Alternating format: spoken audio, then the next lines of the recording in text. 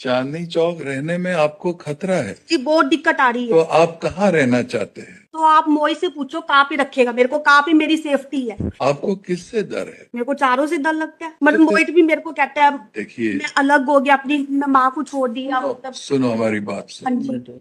अगर एक साथ नहीं रह सकते तो एक ही सॉल्यूशन है, डिवोर्स कर लो।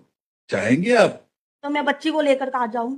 वो भी एक प्रॉब्लम है। मेरे को ये कहते हैं अपनी माँ बाप को एक एक बातें नहीं बतानी, हम कुछ भी कर सकते तेरे साथ। देखिए, हम एक काम करते हैं, आज हम एक शॉर्ट ऑर्डर पास कर रहे हैं। हम इनको बोल रहे हैं कि कोई परेशानी नहीं करेंगे वो, बराबर। और जुलाई महीने में हम आपको वापस बुलाएंगे। अगर जुलाई महीने में भी आपने यही फरियाद की हमसे कि हम खुश नहीं है, हम नहीं रहना चाहते, तो फिर कोई और रास्ता निकालेंगे। इस वीडियो को दिखाने का तात्पर्य मेरा सिर्फ इतना इतना सा ही है कि आपकी बंद आंखें खुल सकें, आपके आंखों के सामने जो जमी हुई धूल है वो हट सके, आपको पता लग सके कि जब पारिवारिक विवाद होता है, जब दिक्कतें सामने आती हैं, तो उसका रास्ता सिर्फ और सिर्फ एक ही होता है, लास्ट ऑप्शन, तलाक, डाइवोर्स। जिस प्रकार से ऑनरेबल सुप्रीम कोर्ट में ये एक फैमिली मैटर है जो समझाया जा रहा है कि अगर आप एक साथ नहीं रह सकते तो एक ही सॉल्यूशन है, डिवोर्स। और यही हर परिवार को पता होना चाहिए, हर पति पत्नी जो आज के टाइम में कोर्ट कचहरी कर रहे हैं, जो मुकदमेबाजी कर रहे हैं, उनको ये पता होना चाहिए कि इसका सॉल्यूशन लास्ट में, अंत में सिर्फ और सिर्फ तलाक ही आएगा।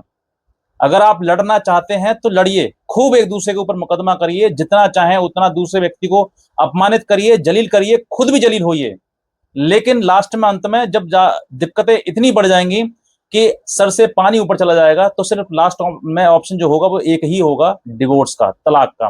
और अगर आपने तलाक नहीं भी लिया, फॉर एग्जाम्पल कि आपने तलाक के लिए ना ही तो ट्राई किया और ना ही आप तलाक लेना चाहते हैं, लेकिन लड़ना चाहते हैं, तो मैं कहता हूं लड़ते लड़ते लड़ते लड़ते आपकी उम्र बीत जाएगी, आपका सारा समय निकल जाएगा, आपका जीवन बीत जाएगा। आप एक विधवा जीवन जिएंगे, जीना शुरू कर देंगे, लेकिन लास्ट में होना ही तलाक है। तलाक नहीं होना है तो तलाक जैसा जीवन जीना शुरू कर देंगे आप विवाद के बाद।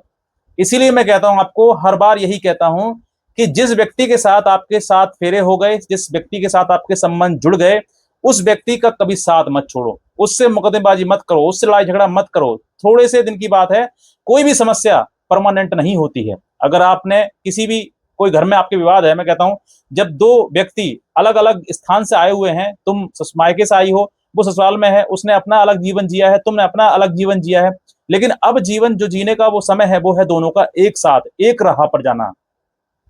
अगर आपको एक राह पर चलते हुए कुछ कठिनाइयों का सामना करना पड़ रहा है, तो उन कठिनाइयों को मतलब सामना करिए, उनका सामना करते करते अपने आप को ऐसा बनाइए कि मुझे इस आदमी के साथ ही रहना है, इस व्यक्ति के साथ ही रहना है, यही मेरा जीवन साथी है।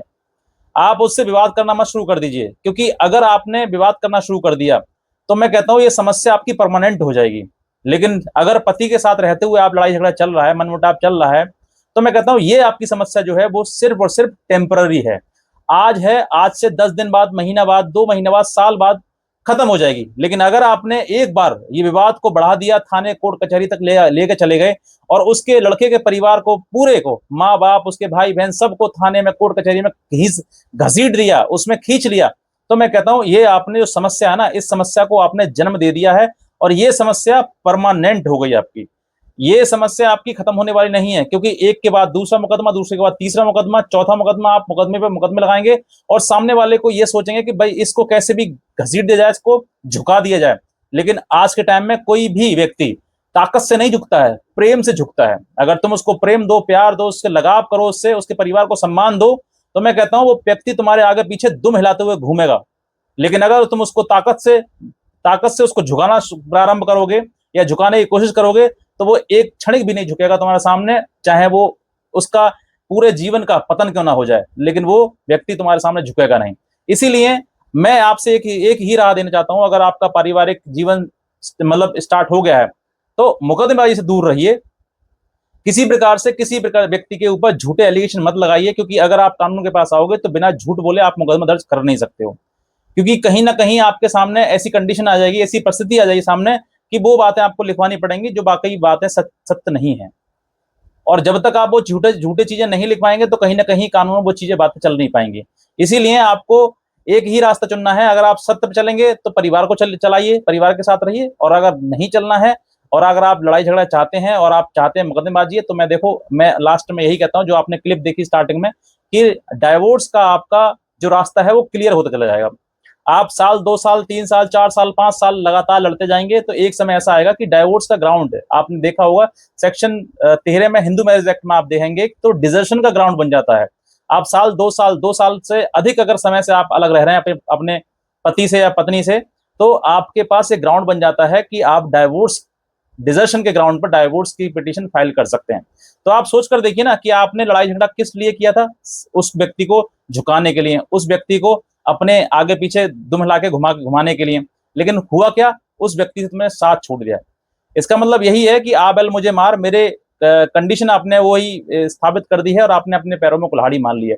अपने जीवन को अगर ठीक करना है तो उस परिवार के अनुसार चलिए जिस परिवार में आपकी शादी हुई है, जिस परिवार में आपका बंधन जुड़ चुका है। अब आप मायके के अनुसार मत चलिए, आप अपने पति के अनुसार चलिए, अपने सास ससुर के अनुसार चलिए, अपने जिस प्रकार से अपना जीवन आपको सुख में चाहते हैं। आप चाहते हैं कि मेरी संतान हो, मेरा परिवार हो। आप आज आप किसी की बेटी हैं, कल को आप माँ बने, फिर सास बने, फिर दादी बने। ये लंबा जो प्रोसीजर है, जो सफर है, जो अगर आप चाहते हैं कि ये हो, तो फिर आपको देखो ससुराल का साथ लेना पड़ेगा, ससुराल के अनुसार चलना पड़ेगा। उस व्यक्ति से लड़ाई झगड़ा नहीं करना पड़ेगा। अगर आप उस पर मुकदमे करोगे, झूठे एलिगेशन लगाओगे, उस व्यक्ति को जेल भिजवाओगे या फिर उस व्यक्ति के ऊपर मुकदमे लगाकर उसको घसीटोगे कोर्ट में, तो घसीट सकते हो। ये तुम्हारे लिए छूट है, कानूनी रूप से आप सशक्त हैं, स्ट्रांग हैं, लेकिन ये कानून आपको कहीं ना कहीं गड्ढे में लेकर जाएगा, और ऐसे गड्ढे में लेकर जाएगा कि तुम्हारा पूरा जीवन अंधकार में चला जाएगा। इसीलिए समय रहते हुए मैं कहता हूं आपसे, ले अपने पति का दामन पकड़िए और उसी के साथ में जीवन साथी बनिए, वरना डाइवोर्स जैसी कंडीशन आपके सामने भी आ जाएगी। और एक शादीशुदा होने के बाद तलाकशुदा होना, ये अपने आप में समाज में एक कलंक है। इसीलिए उस कलंक को मत लगवाइए, अपने जीवन को सही तरीके से जिए। और सम्मान अगर आप चाहते हैं समाज में, तो पति का साथ पकड़िए, पति का हाथ पकड़िए, पति के साथ रहिए। जीते जी क्या, मरने के बाद भी आप स्वर्ग में जाओगे और हर व्यक्ति आपकी तारीफ करेगा। लेकिन अगर तुम मुकदमा करके मायके में रहोगे, पिता के कंधों पे जाओगे, भाई के कंधे पे जाओगे, तो मैं कहता हूं जीवन भर आपको समाज स्वीकार नहीं करेगा। क्या कहेगा ये तुम समझ सकते हो, बाकी समाज समझ सकता है। इतना ही कहना चाहूंगा। कोई भी लीगल हेल्प अगर आप चाहते हैं तो दिए हुए नंबर पर आप संपर्क कर सकते हैं, हमारी लीगल हेल्प ले सकते हैं।